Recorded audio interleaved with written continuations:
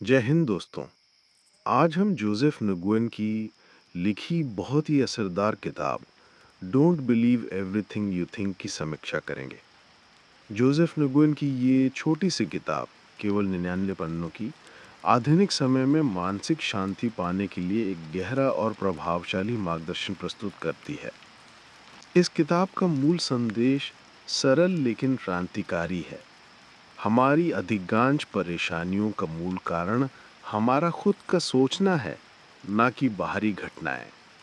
न्योगियन का केंद्रीय सिद्धांत है कि हमारी भावनाएं बाहरी घटनाओं से नहीं, बल्कि उन घटनाओं के बारे में हमारी सोच से आती हैं।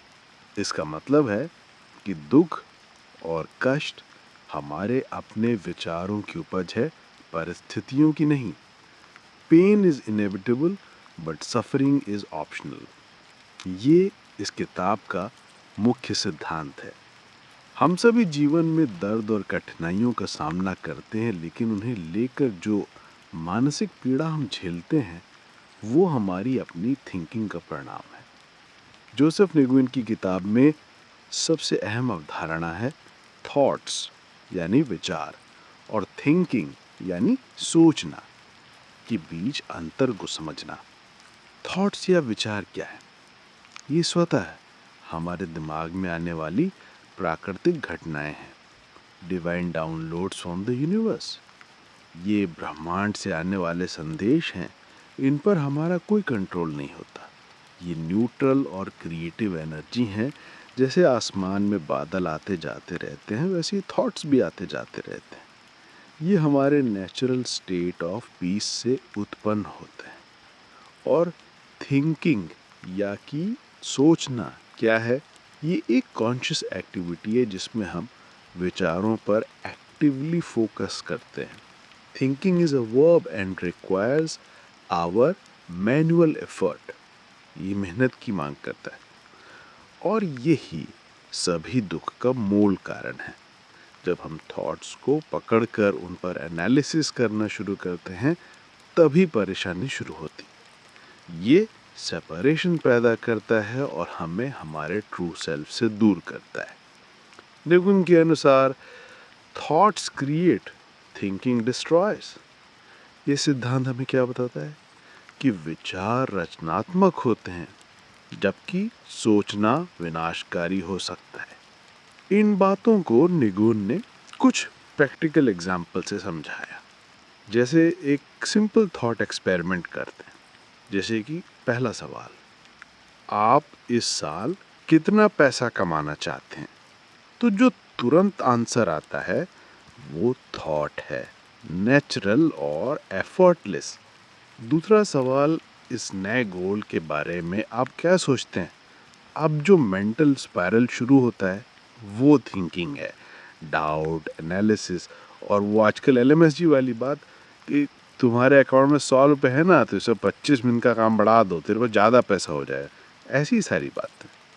आगे वो 3 मौलिक सिद्धांत की बात करते हैं, 3 principles. Universal mind, consciousness and thought के 3 सिद्धांतों का विस्तृत वर्णन किया है, जो सिडनी बैंक्स जो थे उन्होंने खोजा था। नंबर 1, यूनिवर्सल माइंड यानी वो इंटेलिजेंस जो सभी जीवों को चलाती है। ये हमारे भीतर विजडम और लाइफ फोर्स है। जैसे एक कौन जानता है कि ओक ट्री कैसे बनना है, तो ये उसी इंटेलिजेंस का हिस्सा है। ये हमारे हार्ट बीट, ब्रीदिंग, हीलिंग को ऑटोमेटिकली कंट्रोल करती है। और all things are conducted by universal mind, सब कुछ उसी से जुड़ा हुआ है। कॉन्शियसनेस की बात करते हैं। कॉन्शियसनेस हमारी जो अवेयरनेस है, जो हमें ये एहसास दिलाती है कि हम जिंदा हैं। ये हमें अपने विचारों और एक्सपीरियंसेस को महसूस करने की क्षमता देती है। इसके बिना हमें अपने एग्जिस्टेंस का पता ही नहीं चलेगा। हायर कॉन्शियसनेस में हमारे पास ज़्यादा समझ और पीस होती है। थॉट की बात करते हैं तो ये वो क्रिएटिव पावर है जिससे हम अपनी रियलिटी क्रिएट करते हैं। हमारे विचार हमारे एक्सपीरियंस को आकार देते हैं और ईच मोमेंट में थॉट्स बदलते रहते हैं, तो एक्सपीरियंस भी बदलते रहते हैं। ये तीनों प्रिंसिपल्स मिलकर हमारे इंटायर ह्यूमन एक्सपीरियंस को क्रिएट करते हैं।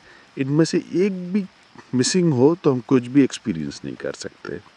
डिगोन का सुझाव ये है कि हमें नॉन थिंकिंग स्टेट की तरफ बढ़ना चाहिए। इसका मतलब ये नहीं कि हम सोचना बिल्कुल बंद कर दें, बल्कि विचारों को आने जाने दो, उन पर पकड़ ना बनाओ। जब कोई नेगेटिव थॉट आए तो उसे निराइज करने के बजाय उसे पास जाने दो। अपने नेचुरल स्टेट ऑफ पीस और जॉय को वापस लाओ। फ्लो स्टेट पे होना, जहाँ पर है बिल्कुल प्रेजेंट हो। The moment we stop thinking, happiness begins. ये किताब का मुख्य संदेश है। न्यूएन ने जापानीज कॉन्सेप्ट मोशन का भी जिक्र किया है। मोशन मीन्स नो माइंड और एम्प्टी माइंड। ये वो स्टेट है जहाँ माइंड रैंडम थॉट से, एंगर से, फियर से और ईगो से फ्री होता है। ये नॉन थिंकिंग स्टेट का परफेक्ट एग्जाम्पल है। लोग इन दो तरह के गोल्स के बारे में बात करते हैं। पहला, गोल्स फ्रॉम इंस्पिरेशन। ये यूनिवर्सल माइंड से आते हैं। इनमें नेचुरल जॉय और एक्साइटमेंट होती है। ये अनकंडीशनल लव से क्रिएट होता है। इन्हें परस्यू करना एनर्जाइजिंग रखता है। दूसरा, गोल फ्रॉम डिस्पिरेशन। ये थिंकिंग से आते हैं।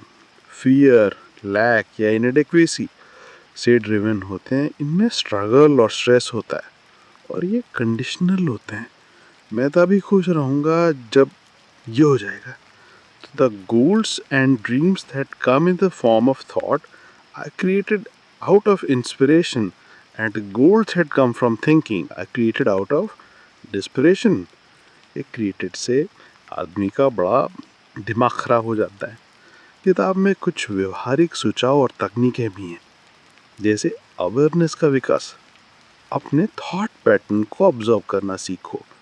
जब आप ओवर थिंकिंग में फंसे हुए हो तो खुद से पूछो, am I in control of this thought और is this thought controlling me? Feeling based awareness.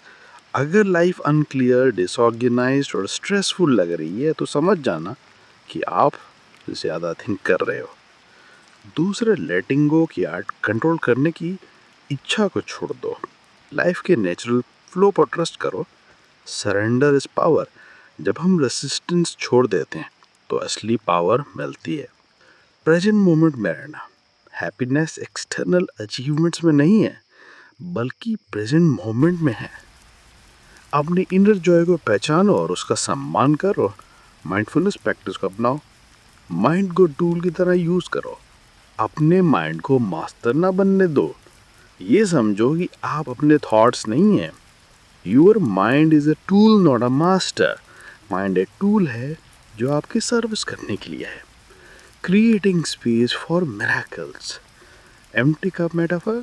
अगर कप पहले से भरा है तो नया कुछ नहीं आ सकता। साइलेंस में नेचुरल इंसाइट्स आते हैं। जैसे आइंस्टाइन वायलिन बजाकर सॉल्यूशंस ढूंढते थे, वैसे ही रिलैक्स स्टेट में आंसर्स मिलते हैं।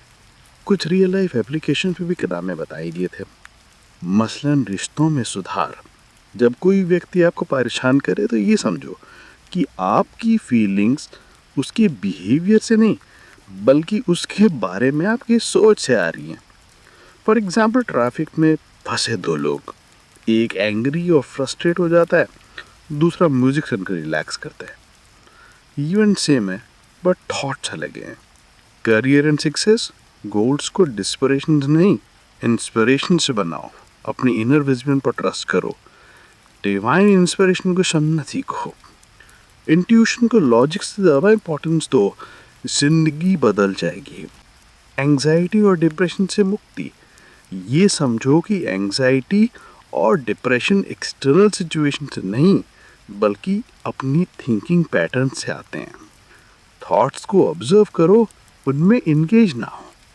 जीरो थॉट स्टेट में पीस नेचुरली सरफेस हो जाती है। किताब की खास बात, साफ सादी भाषा, कोई भारी भरकम नीनो। हमारी मातृभाषा हिंदी, और हम हिंदी में जिसको लिख देंगे नीने हमारे पन्नों का। मसलन टोन लाइक मतलब होता है हर बैकग्राउंड में समझ आने योग्य आने। हर रीडर को प्रैक्टिकल बेनिफिट से मिलता है।